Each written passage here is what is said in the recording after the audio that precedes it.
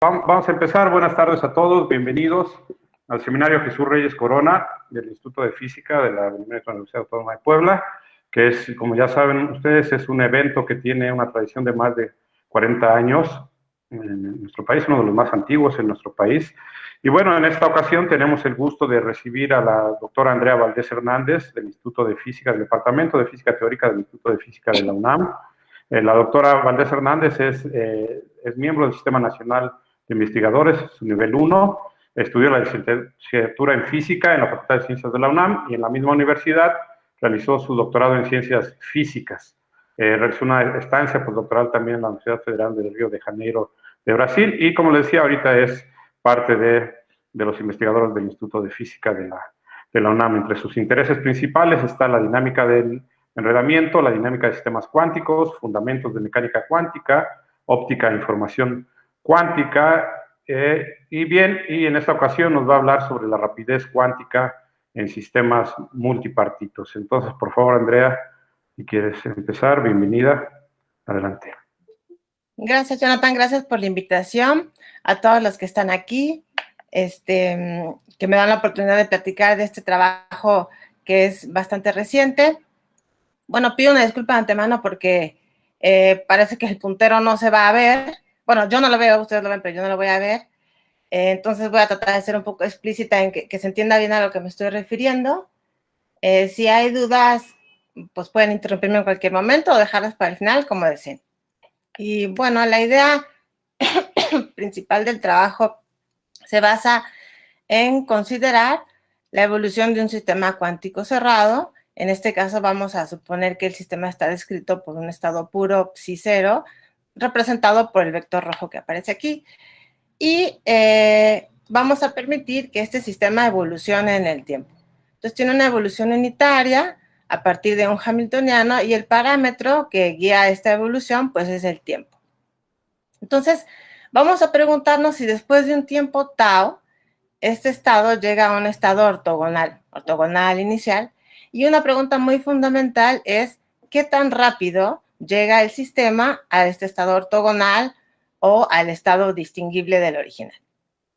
Hay resultados muy relevantes sobre esta pregunta. El primero de ellos data de 1945 con la desigualdad de Mandelstam, y lo que nos dice es que hay una cota mínima para este tiempo. Entonces, si tau es el tiempo de ortogonalidad o en el que el sistema llega al estado ortogonal, ese tiempo está acotado por abajo por un tiempo mínimo que, como ven aquí, pues es inversamente proporcional a la dispersión de energía en el estado. Esta desigualdad, que pues es muy famosa, ¿no?, da lugar a una relación tipo de incertidumbre de energía-tiempo, como aparece aquí. Y bueno, el tema básicamente no se estudió mucho más hasta 50 años después, con el trabajo de Margulis-Levitin, donde ellos encuentran otra expresión para esta cota mínima del tiempo de ortogonalidad. Y como ven aquí, pues en lugar de ser inversamente proporcional a la dispersión, es inversamente proporcional a la energía media medida desde el nivel más bajo de energía, que es lo que llamo aquí E0. Entonces, a partir de estas dos cotas, recientemente Levitin y Toffoli las conjuntaron en una cota común, que es la que aparece aquí abajo, que es lo que llamamos la cota del límite de rapidez cuántico o el quantum speed limit, por eso las siglas que aparecen ahí en la tau. Y nos dice básicamente el tiempo mínimo que le puede llevar al sistema a alcanzar este estado ortogonal, que es el máximo de la cota de Mandelstam y la de Margulis-Levitin. Esta cota conjunta es una cota tight o ajustada, y esto tiene muchas implicaciones tanto para la física fundamental como para diversas aplicaciones. Entonces, por ejemplo, ha habido mucho estudio en relación a las implicaciones de esta cota, y la más fundamental es que establece una escala de tiempo, el tiempo más corto posible, que es intrínseco a la dinámica de ese sistema. También establece una máxima tasa de procesamiento de información, ¿sí? Porque el tiempo entre un paso computacional elemental, pues es el tiempo en el que un estado llega a otro estado distinguible y por lo tanto ortogonal. Entonces es el tiempo más corto en el que podemos procesar información. También es el tiempo más corto de producción de entropía y establece escalas mínimas de tiempo para algoritmos de control, precisión en metrología, etc. Entonces, tiene muchas implicaciones prácticas y fundamentales. Ahora, no todos los sistemas saturan la cota. Es decir, si yo tengo un estado evolucionario ortogonal, en general no va a llegar en el menor tiempo posible.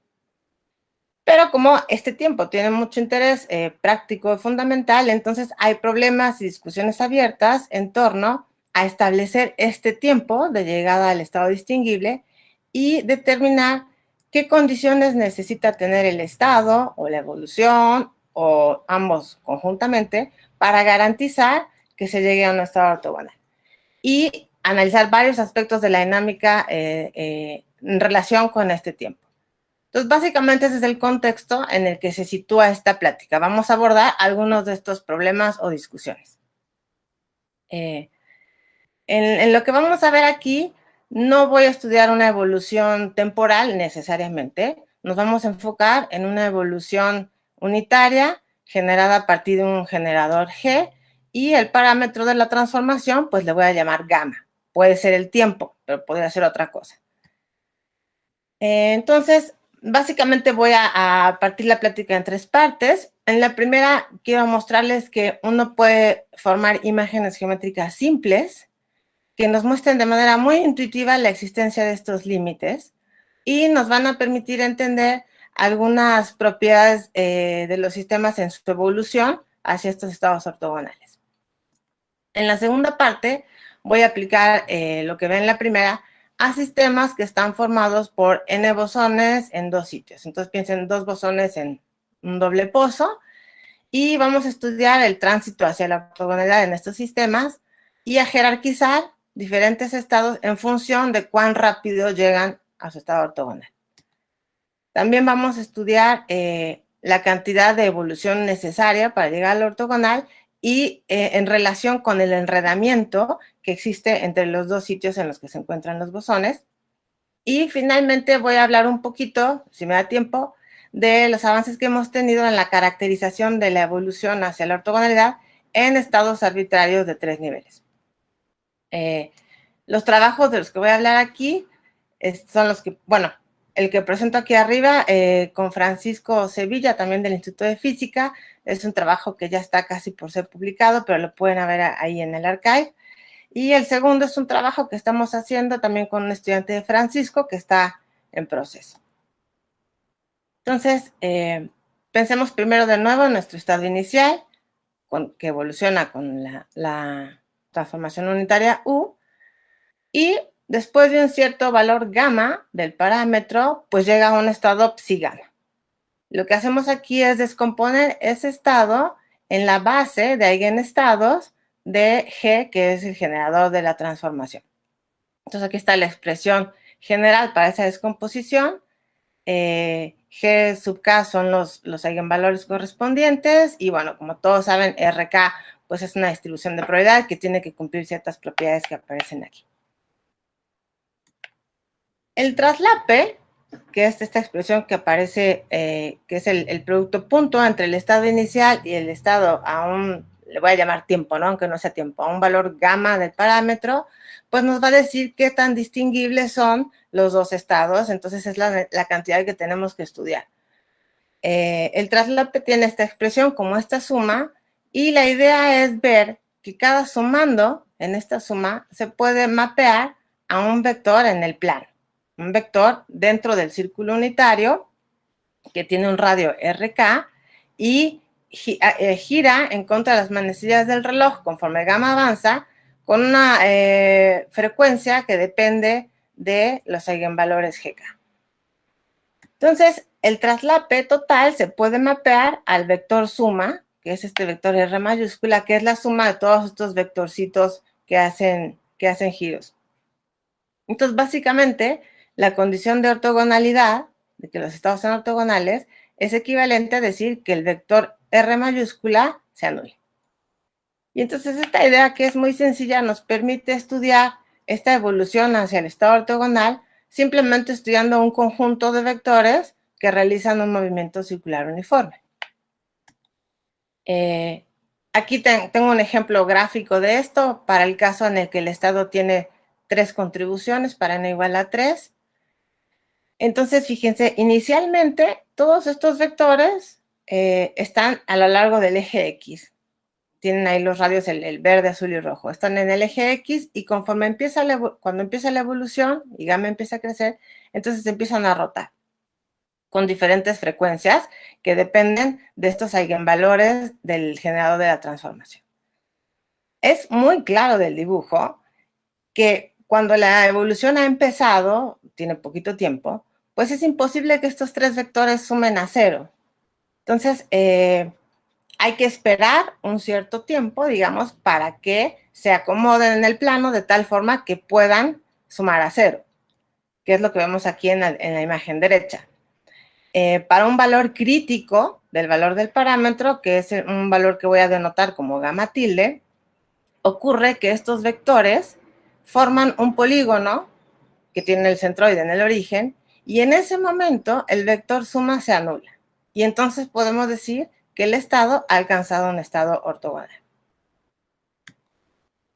De esta imagen geométrica hay 2 cosas que son muy obvias y son importantes. Entonces, la primera es que deben existir al menos 2 vectores que roten con frecuencia angular diferente para que se puedan acomodar de manera que sumen 0 su suma.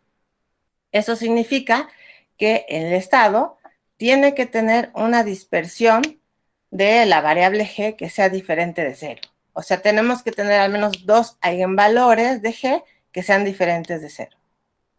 La segunda observación es que este valor crítico del parámetro pues tiene una cota mínima, ¿no? Como decíamos al principio, pues el vector, o sea, no se acomoda, no suma 0, entonces hay que esperar un cierto tiempo. Y entonces vemos que naturalmente aparece la idea de que tiene que existir un límite de rapidez.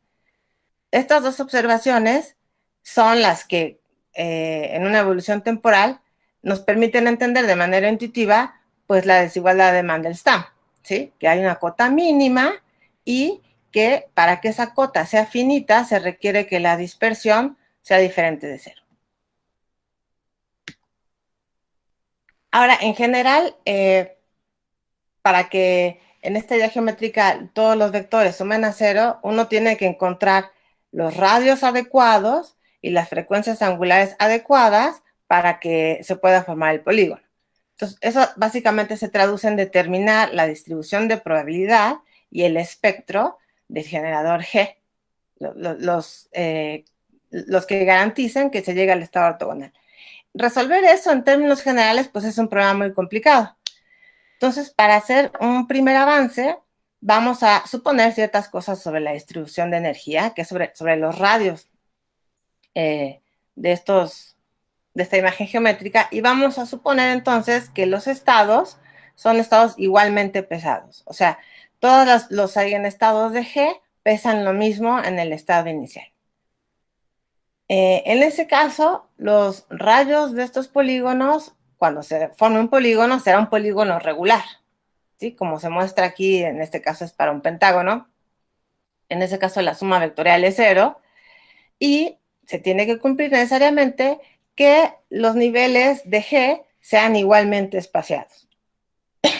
Bajo estas condiciones, podemos decir entonces que en un tiempo, aquí gamma tilde igual a esta cantidad, aseguramos que el sistema llega a un estado ortogonal. Ahora, esta gamma tilde se puede reescribir en términos del primero y segundo momentos de G. Entonces, en el primer caso, en términos del primer momento, es la primera ecuación que aparece allí, está acotada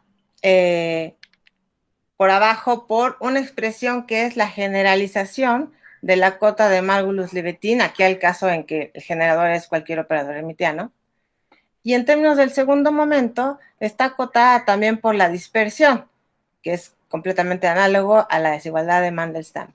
Y entonces la desigualdad conjunta, la cota conjunta, es la que aparece aquí abajo y nos permite alcanzar una tipo relación de incertidumbre. Ahora ya no es entre energía y tiempo, sino entre la variable G y el parámetro gamma. Más adelante voy a volver a esto. Quiero que se fijen por lo pronto que estas desigualdades solo se pueden saturar cuando la n, esta Garigol, vale 2, que significa solo cuando tengo estados que tienen, a los que contribuyen nada más 2 eigenestados de G, es que esos estados pueden llegar en el tiempo mínimo. En cualquier otro caso tardan siempre un poco más. Entonces, veamos, ya tenemos un estado inicial y sabemos que en un tiempo gamma tilde va a llegar a un ortogonal, que está representado con un vectorcito morado, que es ortogonal al primero. Ahora, si seguimos aplicando la evolución por otra cantidad de tiempo gamma tilde y lo hacemos sucesivamente, cada vez que lo hagamos vamos a obtener estados que son ortogonales entre sí. De manera que cuando yo aplico la evolución n veces, entonces regreso a mi estado original. Entonces esto tiene una representación, por ejemplo, donde el estado inicial yo lo puedo asociar con este primer rayo del pentágono. Después de un tiempo gamma tilde, va a llegar a un estado ortogonal y lo que va a ocurrir es que ese rayo va a rotar al siguiente rayo y así sucesivamente. Conforme vaya generando diferentes estados ortogonales, esta tipo manecilla que estoy pintando va a ir rotando hasta que regresa a su posición original después de n gamma tilde veces. Y esto es básicamente la imagen del reloj cuántico o estados punteros de reloj que propusieron Anand y Aronoff. Y básicamente es porque en este tipo de evoluciones, que son cíclicas, uno va generando a cada unidad de gamma tilde diferentes estados ortogonales y puede entonces formar una base ortonormal de este espacio con estaditos de puntero de reloj. Una cantidad importante también para estudiar en este tipo de dinámicas es, por ejemplo, la entropía relativa. La entropía relativa, como aparece aquí en esta ecuación, pues es una cantidad que nos mide si estos estados, qué tan distinguibles o indistinguibles son. Entonces, por ejemplo, vale 1 cuando los estados son ortogonales y vale 0 cuando el estado es el mismo, ¿sí? Entonces, aquí en la gráfica vemos, por ejemplo, para la curva rosa, inicialmente, pues como el estado es el estado inicial, pues la entropía relativa es 0. Conforme evoluciona el sistema y crece el parámetro gamma, entonces estos estados se van distinguiendo cada vez más entre sí, hasta que, como ya vimos en gamma tilde, llegan a un ortogonal.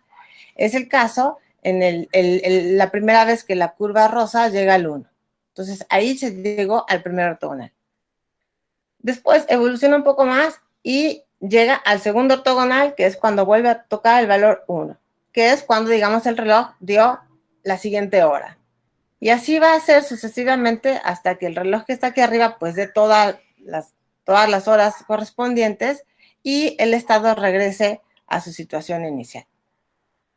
Lo que quiero destacar de esta gráfica es que conforme n crece, el número de términos en el estado crece, entonces uno puede extender el periodo de tiempo en el que el sistema está en un estado ortogonal al original. Entonces, si uno tiene un estado con suficientes contribuciones, uno puede evolucionarlo y asegurar que en un tiempo muy largo tiene estados distinguibles del original.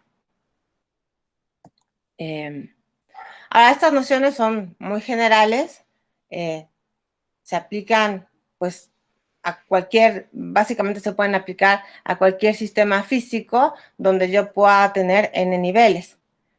Entonces, en particular, nos vamos a enfocar a aplicarlo a sistemas de n partes, específicamente a sistemas de n bosones. Entonces, tenemos n bosones en 2 pozos, que llama el pozo 0 o pozo 1, y este sistema pues es completamente análogo a tener n qubits o n sistemas de 2 niveles, ¿sí? En un espacio de Hilbert de dimensión efectiva n más 1. Entonces, vamos a considerar que el generador de nuestra transformación tiene esta estructura donde n son los operadores de número que nos dicen, bueno, cuántos bosones tengo en el pozo 0, cuántos tengo en el pozo 1, y los operadores A y ADAGA son los usuales operadores de creación-aniquilación que crean o destruyen, como saben, bosones, pues ya sea en el pozo 0 o en el pozo 1. Entonces, los primeros dos términos de este generador corresponde a, digamos, la energía de cada uno de los pozos, la energía libre, y luego tenemos el término proporcional a G01, que da cuenta de los posibles efectos de transición o de tunelaje entre pozos. Entonces, el G01 nos dice si va a haber la posibilidad de que las partículas estén brincando de un pozo a otro. Para este generador se puede mostrar que el espectro es un espectro no degenerado. Aquí están los eigenvalores, son G sub n, tiene esta A mayúscula más NA, donde n pues es cualquier número entero, y son igualmente espaciados, como se ve del espectro, y no degenerados. Y dependen de los parámetros de este generador a través de estas expresiones para las dos A's. Entonces, podemos con este sistema aplicar las imágenes anteriores para analizar la evolución de estos n bosones en los dos sitios. Pero para eso tenemos que cumplir las condiciones de que se forme este polígono, ¿no? Como vimos. Entonces, vamos a suponer que la distribución de probabilidad es equiprobable, como ya vimos, y que están igualmente espaciados los niveles. Entonces, vamos a representar, aquí tenemos la expresión para el estado inicial en términos de los eigenvectores de G, y entonces vamos a considerar contribuciones equiprobables, que aquí está representado con las barritas de este tipo peine, es una configuración tipo peine que representa el estado, donde la altura de cada barrita me dice el peso de la contribución que tiene cada uno. Entonces, como todos son iguales, todos contribuyen igual. Y cada barrita o cada diente del peine me dice que hay una contribución de cada uno de los eigenvectores que aparecen ahí de G.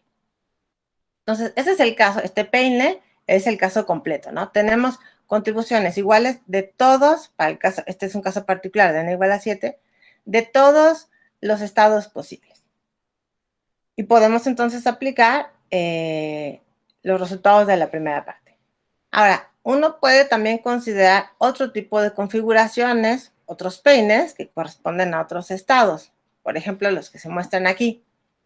En A tenemos un peine que cumple todas las condiciones. Está igualmente pesado y bueno, tiene nada más dos dientes, entonces tiene un cierto espaciamiento A entre los niveles.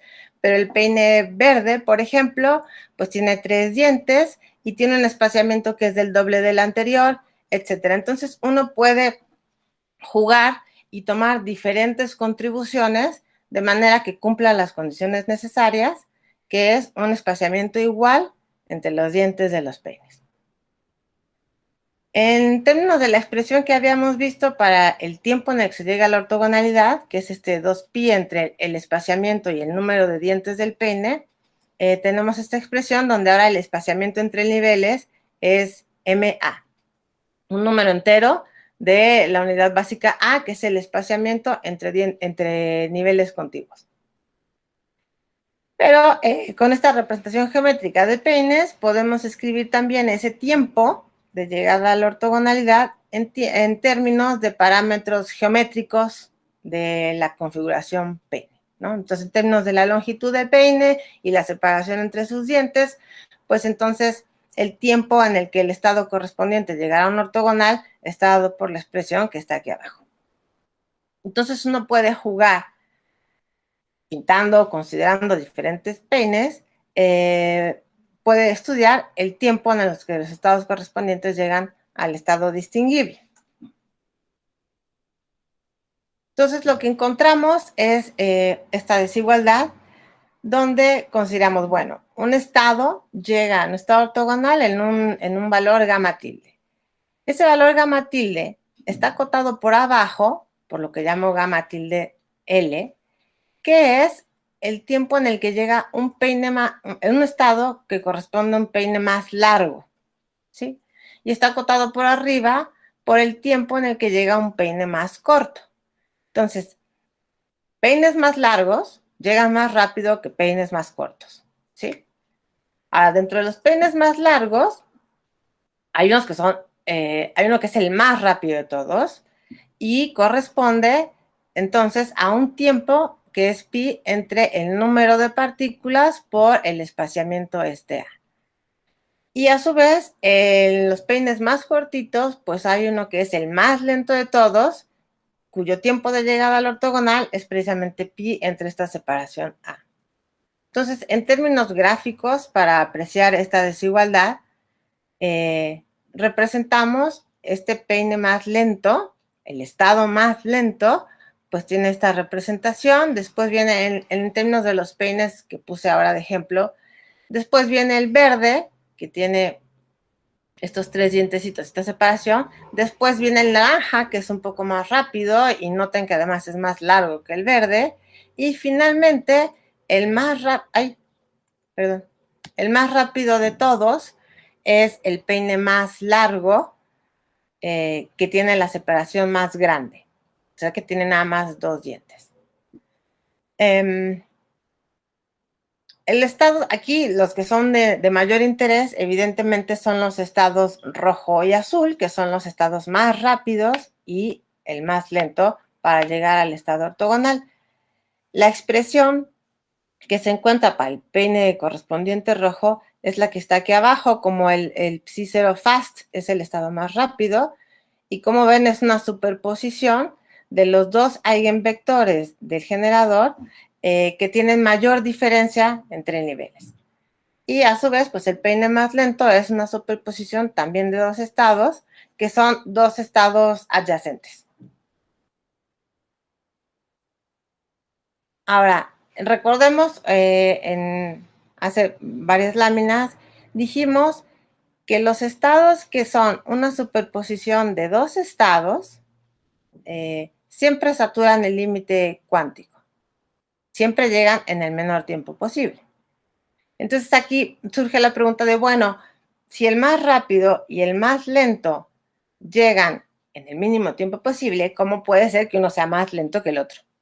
Entonces, para entender esto, tenemos aquí este esquema donde se muestra en las flechas de abajo, es el tiempo de llegada de cada uno de los estados al ortogonal. Entonces, vemos en la flechita hasta abajo que la flecha roja es la más corta, porque el rojo es el más rápido, y así va creciendo, va tardando más hasta llegar al azul, que es el que le toma más tiempo llegar a la ortogonalidad. Sin embargo, tenemos unas barritas verticales que tienen el gamma tilde mínimo, que lo que denotan es el mínimo tiempo posible en el que un estado con la misma dispersión puede llegar al estado ortogonal. Entonces, si se fijan, para el caso rojo y azul, el tiempo de llegada es el tiempo mínimo posible. Entonces, eso es lo que significa que el estado rojo y el azul saturen el límite de rapidez cuántico. O sea, son los más rápidos en el sentido de que llegan en el menor tiempo posible, dadas las limitaciones dinámicas del estado. Sin embargo, el naranja y el verde llegan retrasados con respecto a sus propios valores mínimos posibles. Entonces, en términos relativos, el estado rojo es el más rápido que el azul, ¿sí? Pero en términos, si lo comparamos con cuán rápidos son respecto a su posibilidad intrínseca de llegar más rápido, pues son igualmente rápidos. Los dos llegan en el tiempo mínimo posible. En el caso, bueno, esto que acabo de decir es general para el generador con la estructura completa que habíamos visto. Ahora uno puede estudiar, bueno, ¿qué pasa si no hay posibilidad de tunelaje? Entonces yo tengo los bosones en cada pozo y no permito que haya tránsito entre ellos. En ese caso, los eigenvectores de este generador G, pues son los estados de Fock, que me dicen que hay n mayúscula menos n bosones en el pozo izquierdo y los restantes N minúscula bosones en el pozo derecho. En ese caso, el estado más rápido, cuya fórmula general era esta, corresponde a una superposición de estados en donde o todos los bosones están en el pozo izquierdo o todos están en el pozo derecho. Entonces, es una superposición coherente de esas dos situaciones. Este estado es el que llega más rápido a un estado ortogonal. Y a su vez, el más lento es el que corresponde al caso en el que tenemos todos los bosones del lado izquierdo o tenemos todos menos uno en el lado izquierdo y nada más uno en el lado derecho. Entonces, esta configuración es la que llega más lento. Y estas dos superposiciones acotan, el rojo por abajo y el azul por arriba, el tiempo en que cualquier otra superposición de estados de Fock, que sea igualmente pesada y espaciada, va a llegar a un estado ortogonal. Entonces, pudimos identificar el estado que nos lleva más rápido y el que nos lleva más lento. Ahora, esta superposición de estados de Fock, cuando la escribimos en la base usual de ceros y unos para los qubits, tienen esta forma. El estado más rápido, el de la izquierda, es un estado que tiene un nombre, pues muy conocido, muy estudiado, es el estado GHZ. Y entonces es una superposición de estados de puros ceros o estados con puros unos.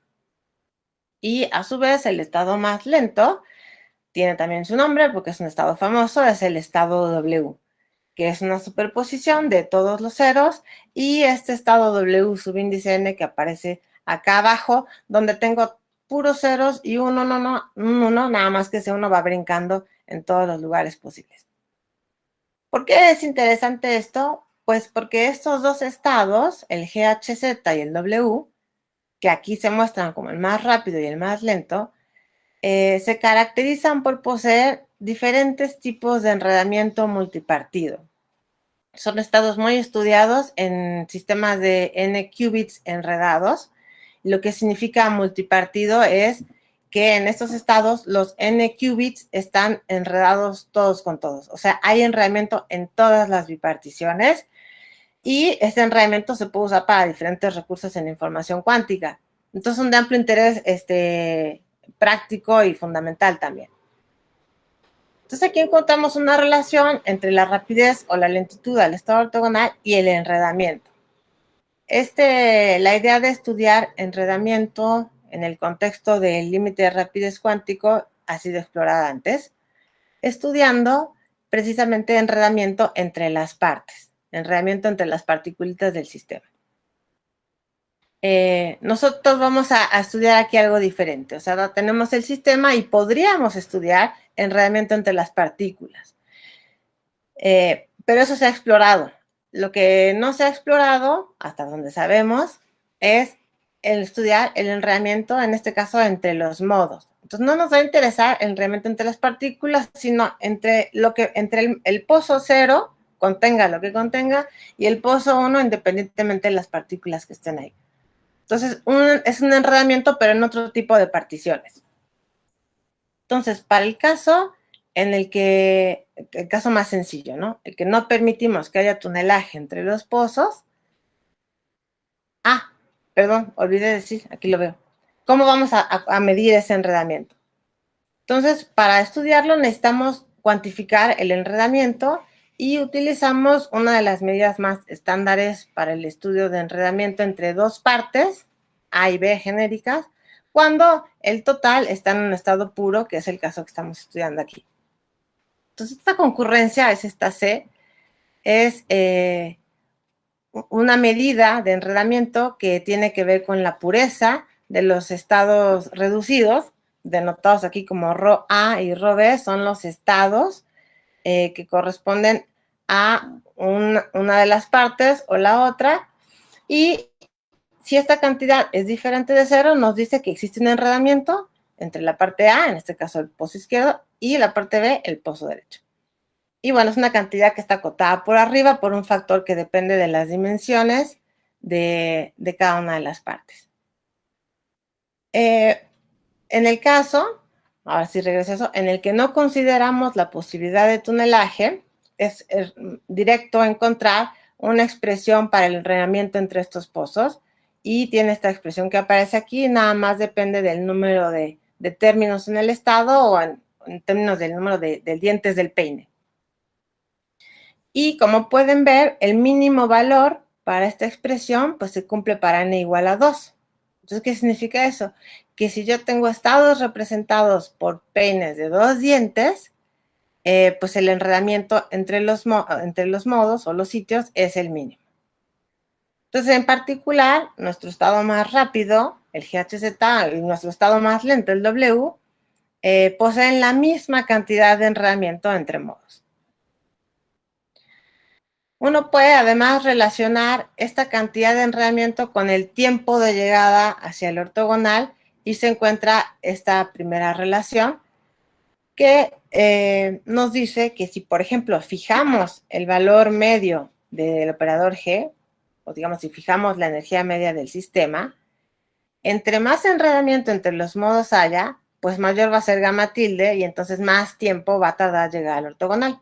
Entonces, en este sentido, para un mismo valor de la G media, pues el enredamiento retrasa la llegada a un estado ortogonal. Entonces nos convendría, si queremos llegar antes, tener un estado que tenga menos enredamiento. Entonces es un ejemplo donde el enredamiento estorba, digamos, para llegar al ortogonal. Sin embargo, por ejemplo, si ahora no fijamos el valor medio de G, sino fijamos la separación entre los dientes, encontramos un comportamiento opuesto.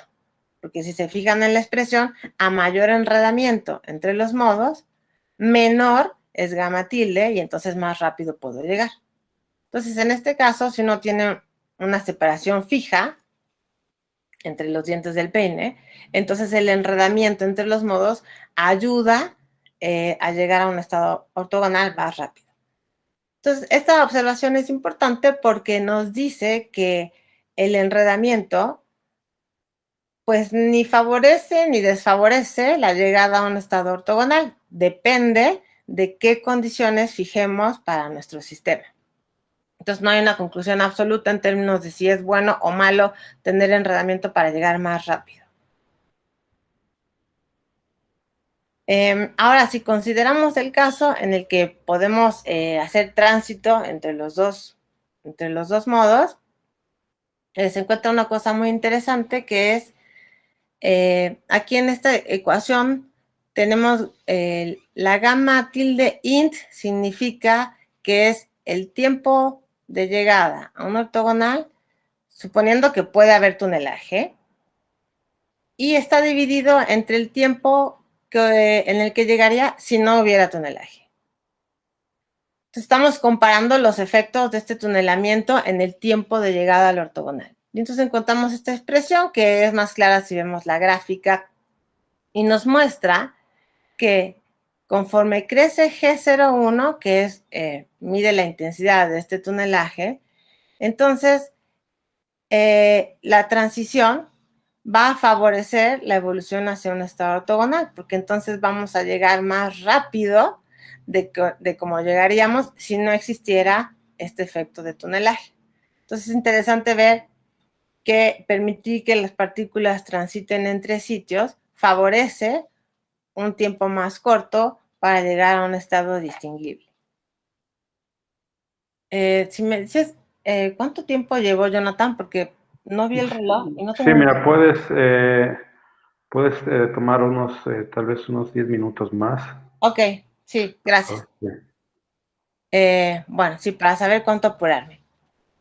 Bueno, entonces, esta transición entre sitios favorece el tránsito en estado ortogonal, y también va a modificar la relación que hay entre esta cantidad de evolución necesaria y el enredamiento entre los modos.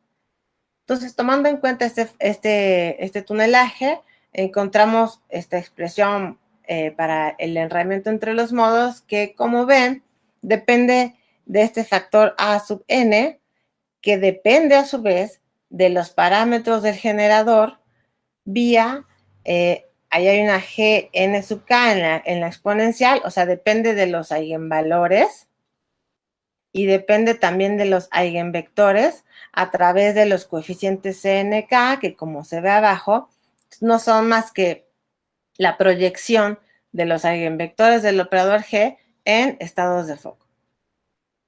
Entonces, en el caso de tunelaje, pues la expresión para esta concurrencia es más complicada. Y aquí tenemos voy a presentarles una gráfica para un caso particular, para que vean cómo es el comportamiento cuando hay tunelaje, tomando el estado más rápido para n igual a 2. Por simplicidad, aquí estamos tomando el G0 como 0. Y entonces esto es lo que se encuentra. Esta como tina que representa, bueno, obviamente en el eje vertical está el valor del enredamiento entre los modos, como función del tiempo adimensional, que es gamma entre gamma tilde de llegada hacia el ortogonal, y también como función, aquí está el logaritmo, pero bueno, es función de G01, que es la intensidad de este tunelaje, medido con respecto a G1 nada más. Entonces, en el plano de la izquierda del dibujo, tenemos una línea constante para el enredamiento, pues, y es claro porque es el enredamiento inicial, ¿no? Este plano corresponde a gamma igual a 0. Entonces, el estado inicial tiene un cierto enredamiento. En el plano del fondo del cubo, corresponde al caso en que no hay interacción. Y si no hay tunelaje, no hay interacción entre los modos, y entonces el enredamiento entre los modos se mantiene constante e igual al inicial, y entonces por eso es el mismo valor atrás, el valor 1. En el plano de la derecha, porque vemos que esta gráfica es simétrica, se recupera la situación inicial.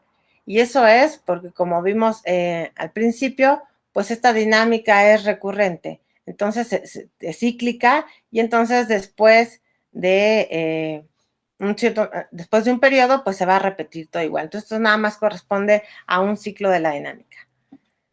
Lo que es interesante ver aquí es que, si se fijan, conforme va creciendo la intensidad del tunelaje, entonces va creciendo el enredamiento y tiene un máximo justamente cuando gamma entre gamma tilde vale 1. O sea que es precisamente cuando el estado llega a un estado ortogonal. Ahí es cuando se alcanza un enredamiento máximo. Después, si nos venimos yendo hacia aquí, hacia el primer plano, vamos creciendo el parámetro, la interacción o la intensidad del tunelaje, y entonces la concurrencia cambia su comportamiento y ahora presenta dos máximos locales. Pero siempre, conforme avanza esta interacción y el tiempo se va acercando al tiempo de ortogonalidad, entonces este enredamiento, esta concurrencia va disminuyendo. Y en el límite de tunelajes muy intensos, lo que se alcanza es un estado ortogonal, pero que ya no tiene ningún enredamiento entre los modos. Entonces tiene un comportamiento no trivial, el caso de la relación entre el enredamiento y este tiempo de llegada hacia la ortogonalidad. Finalmente voy a hablar rápido, porque ya me queda poquito tiempo, de generalizar estas discusiones ahora para estados arbitrarios de 3 niveles. ¿En qué sentido es esta generalización? Bueno, que en todo lo que les acabo de decir, consideramos una familia de estados, es amplia, pero es una familia particular de estados, que era que tuvieran una distribución de probabilidad equiprobable, y eso es lo que hacía que nuestros peines tuvieran dientecitos del mismo tamaño. Y además habíamos considerado que el espaciamiento entre niveles de G que contribuyen al estado, pues fueran igualmente espaciados. Y eso es lo que nos daba, pues, un peine que tiene todos sus dientes, o sea, no estaba chimuelo. Entonces, un peine muy ordenado y bonito.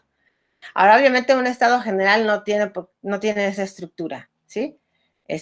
Para el caso, por ejemplo, de n igual a 3, uno puede tener peines, chimuelos y rotos dientes, ¿no? Entonces, puede tener diferentes alturas cada uno de los dientes, que significa que las R's sub K que contribuyen, pues, son diferentes, y puede tener diferentes espaciamientos entre los niveles. Ese es el caso más general. Resolverlo para cualquier n, pues es imposible. Entonces, lo que vamos a hacer aquí es relajar estas hipótesis del peine bonito. Vamos a considerar peines arbitrarios, pero por simplicidad, pues nos limitamos al caso n igual a 3. Entonces, aquí encontramos, cuando ponemos una condición de ortogonalidad, pues que hay dos familias para las soluciones de estado de llegada a ortogonalidad. Entonces, hay una primera familia que nos dice que existe esta relación entre el tiempo de ortogonalidad y la distancia entre dos de los niveles. Esta familia tiene dos subfamilias a su vez, una que corresponde a distribuciones de probabilidad donde alguna de las R es 0, y entonces caemos al caso de dos niveles, entonces no nos interesa mucho ahorita.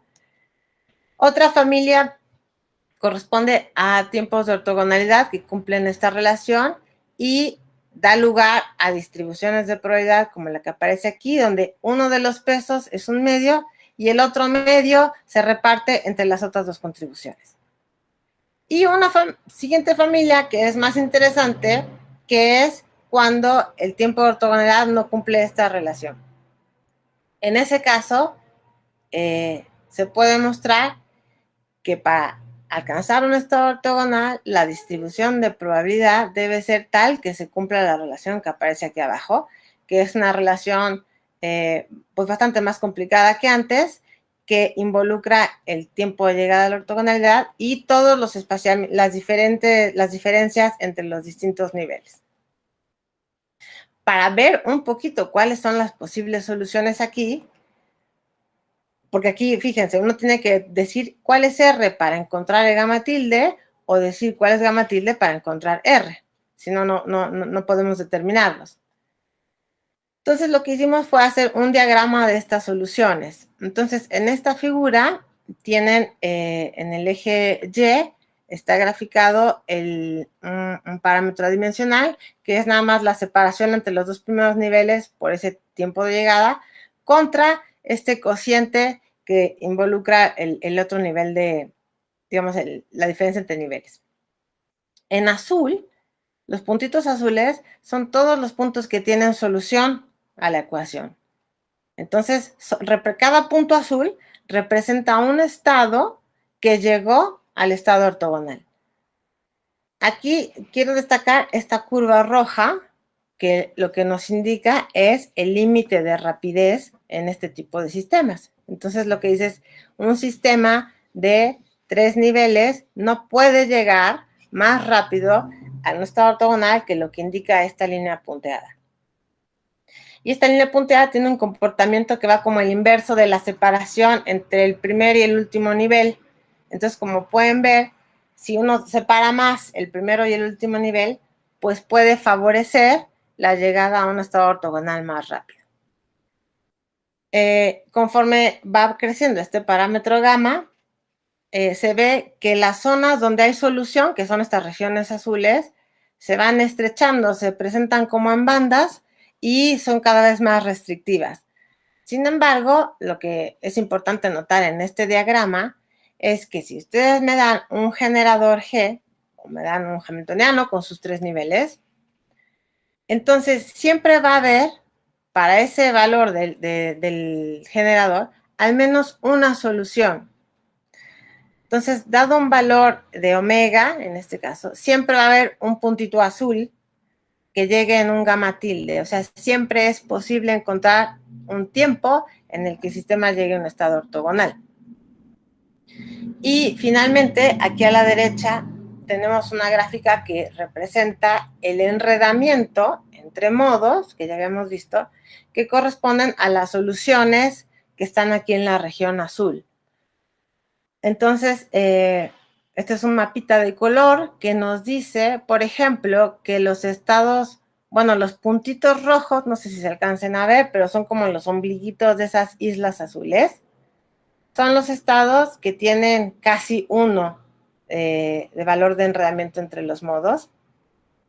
Después, si vamos bajando en ese enredamiento, pues entonces corresponde al caso azul, que son estados con alto enredamiento, y conforme va bajando, entonces se van ocupando todas las posibles soluciones de la gráfica de la izquierda. digamos, este trabajo está en elaboración. Después encontraremos, hay varias cosas que hay que analizar aquí, el efecto de, además del tunelaje, efecto entre bosones, entre los sitios. Y bueno, está ahorita en preparación. Y finalmente, bueno, quiero terminar con un resumen de lo que vimos para cerrar y que les quede un poco clara la idea. Y fue primero mostrar una representación geométrica sencilla que deja ver que el límite de rapidez cuántico pues es bastante intuitivo, ¿sí? Y también la idea de que tiene que haber dispersión en el sistema para alcanzar un estado ortogonal en un tiempo finito. A partir de esta imagen revisamos algunas propiedades dinámicas de estados, de una familia particular de estados que alcanzan la ortogonalidad, representada por estos polígonos regulares, y pudimos jerarquizar la estructura de estos estados en función de su rapidez. Entonces encontramos el estado que llega más rápido, el que llega más lento, y relacionamos esto con el enredamiento entre los sitios en los que se podían encontrar N bosones. También encontramos expresiones relaciones entre este enredamiento y la intensidad del tunelaje. Y finalmente, un poco para avanzar en la caracterización de sistemas más generales, estudiamos el problema de los 3 niveles y avanzamos un poco en ver cuáles son las soluciones que en general pueden llevar a cualquier estado de 3 niveles con cualquier transformación a un estado ortogonal. Y bueno, eso es todo. Gracias por su atención. Bueno, muchas gracias, doctora Andrea. Entonces, pasamos a la parte de preguntas y comentarios. Entonces, ¿hay alguna pregunta, algún comentario? Ya dejé de compartir, ¿verdad? Estás compartiendo la pantalla. Dejaste de compartir la presentación. Ahí está. Sí, ya. Entonces, repito, ¿alguna pregunta, algún comentario? Bueno, yo tengo uno, Andrea, es solamente sobre si existe algún criterio para la existencia, para determinar la existencia de estados que alcancen la ortogonalidad o no, o sistemas con estados que alcancen la ortogonalidad o no, y si esto depende del grado de entrelazamiento. A ver, primero, si existen criterios para saber si el estado llega o no.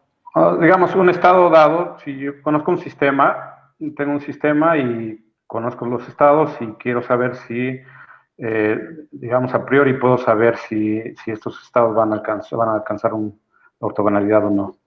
En general, así, si me das un estado cualquiera, con una evolución cualquiera, en general no va a llegar. El número de estados que llegan va a ser es muy poquito. Un estado cualquiera puede llegar bajo cierta evolución. O sea, con un cierto hamiltoniano puede llegar. O dado un hamiltoniano, puedes encontrar estados que lleguen. Pero si al azar me das un estado y al azar me das una evolución, lo más seguro es que no llegue. Muy bien. Porque es un juego de dos cosas, del estado y de la evolución. Del operador que dicta la evolución. Del operador de evolución. Puedes tener un estado que bajo cierta evolución no llegue, pero bajo otra sí. Entonces es un juego de las dos. No es nada más el estado, ni nada más el hamiltoniano, digamos, sino un juego de los dos. Entonces, si hay condiciones para el hamiltoniano y el estado para que lleguen. Pero en general, si te los agarras al azar, lo más probable es que no llegue. Estaba pensando sobre todo en el contexto de teoría de matrices aleatorias, por ejemplo, donde la dinámica, por ejemplo, la puedes simular con una matriz aleatoria, y parece que en ese caso hay entrelazamiento fuerte, y en ese caso puedes ver cómo alcanzas estados ortogonales, pero en cambio si usas un modelo donde hay, por ejemplo, localización, donde hay desorden muy fuerte, los estados pues parece que sí evolucionan por un tiempo, pero alcanzan un valor de saturación sin visitar cero, por ejemplo, sin llegar a un estado de ortogonalidad. Entonces, en ese sentido, te preguntaba si hay alguna relación entre el grado de entrelazamiento en un sistema y la presencia o ausencia de estados ortogonales. Nada, ahí también lo mismo, porque igual va a depender de la evolución, pero en términos del enredamiento, lo que puede ocurrir, el enredamiento es favorecer que llegues antes. O sea, si el estado no va a llegar, ese estado con cierto hamiltoniano no va a llegar, no llegará.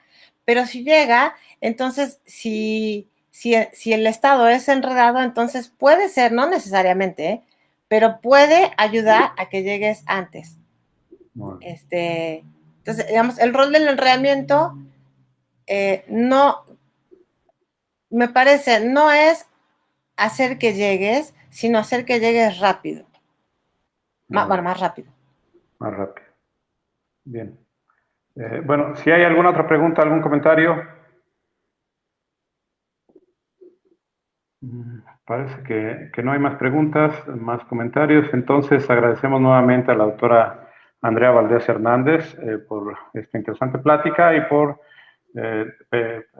darnos esta plática en este contexto difícil porque estamos pasando, ¿no? Muchas gracias. Gracias, Jonathan, gracias.